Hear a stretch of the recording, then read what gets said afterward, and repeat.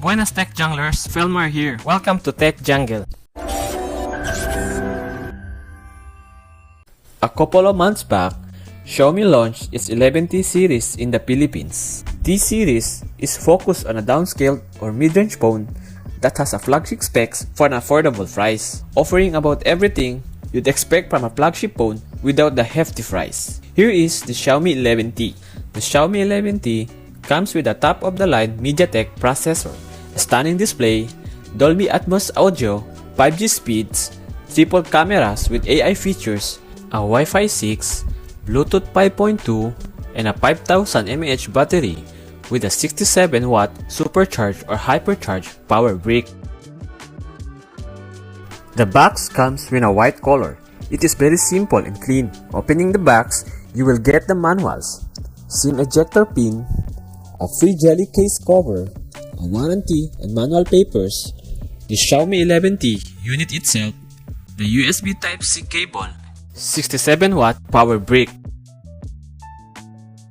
On the top of the 11T are the microphone and a Dolby Atmos speaker. On the right side, just below the volume rocker, is a power button with a built-in fingerprint reader. It is fast and customizable in the settings. On the bottom, there are the dual SIM tray, a microphone USB-C port, and a second Dolby Atmos speaker. A micro SD card is not available, so you cannot expand the phone storage.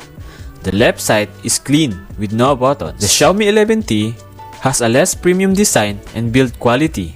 The back has a plastic material in favor of glass.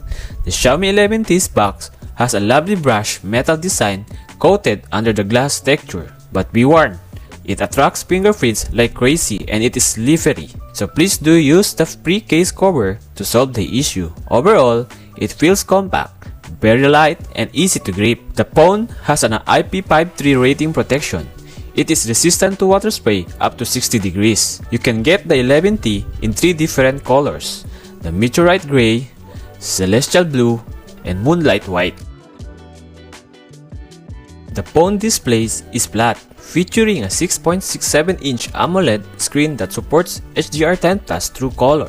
It has a brighter display. You can still see the screen when using it outdoors and under the direct sunlight. For better scrolling and smoother experience, the 11T offers and supports a 120Hz adaptive sync refresh rate and 480Hz touch sampling rate. Corning Gorilla Glass Victus has been used to protect the display. A 16-megapixel selfie camera is located at the top center of the display for selfies.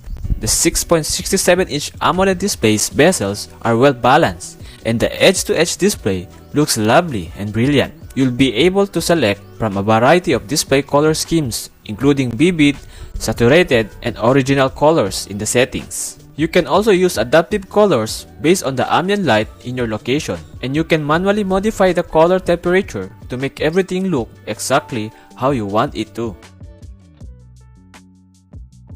The phone runs Android 11 with Xiaomi's MIUI 12.5 skins on default, but MIUI 13 update is available. MIUI 13 comes with a bunch of new features and performance improvements, including new privacy features, a new system font, and bunch of cool wallpapers. Customization choices are enjoyable.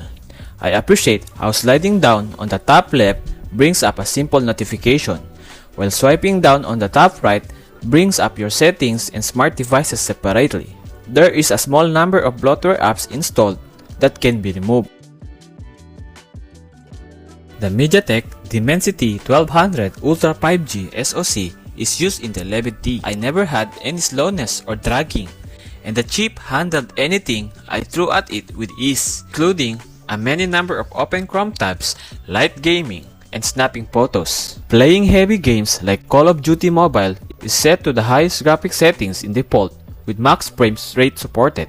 No stutters when shooting, and no frame drops when clashing to a heavy war scenes.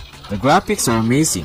The phones get slightly warm when used for a couple of hours playing. For some of the apps and games I use, I found the phone to be snappy and capable. The Xiaomi 11T rear camera module has a 108-megapixel wide-angle camera, an 8-megapixel 120 ultra-wide-angle camera, and a 5-megapixel 2x telemacro camera. camera module design is charming and nostalgic, while for selfies, it has a 16MP camera on front.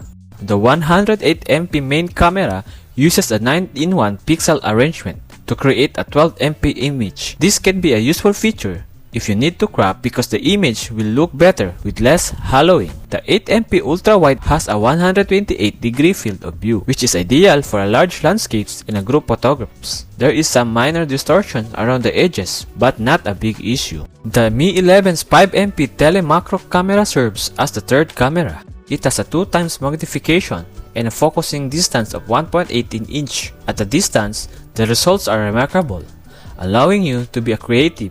However, you'll need a lot of light to avoid the images become noisy. The camera app has a lot of options that might help you to take better images and videos. I enjoy the Pro mode since it allows you to manually adjust everything from the white balance to the focus, night mode, time-lapse, panoramic, and video features including black, dual video, and a plethora of movie effects like magic zoom and time freeze are all available through the more options. It provides both practical and entertaining creative options. There is an audio zoom feature available. When capturing a video, as you zoom in one object, for example, such as car driving down the street, the noises of the object you're recording become louder when zooming. The sounds will fade as you zoom out away from your subject. Xiaomi 11T can shoot in 4K at 30 frames per second or 1080p at 60 frames per second. You can also do up to 960 frames per second in 720p if you use the slow motion options. The 11T has a 5000 mAh battery capacity. The battery life on this phone has been unexpectedly decent, especially considering the huge display and 120Hz refresh rate. I can easily get a full day of use with a 60Hz refresh rate, which includes a lot of reading, chatting, listening to music, and surfing. On lighter use days, battery life is pretty amazing.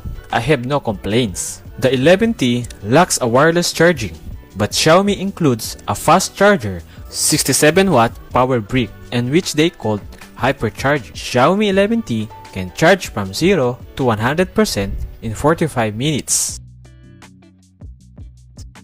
The Xiaomi 11T is a terrific alternative if you are ready to try something new. Thanks to its amazing display, Dolby Atmos sound, superb cameras, all-day battery life, quick MediaTek Dimensity 1200 processor, and an IP53 splash protection, Xiaomi 11T is a great performing device that is more than enough for most users. You can get the Xiaomi 11T with 8GB of RAM and 128GB of ROM for a price of 18,990, while the 8GB of RAM plus a 256GB of ROM is priced at 19,990 by the official online store through Lazada or Shopee. If you like this video, please consider subscribing and hit the bell icon to receive notification. I'm Felmar and I'll talk to you next time.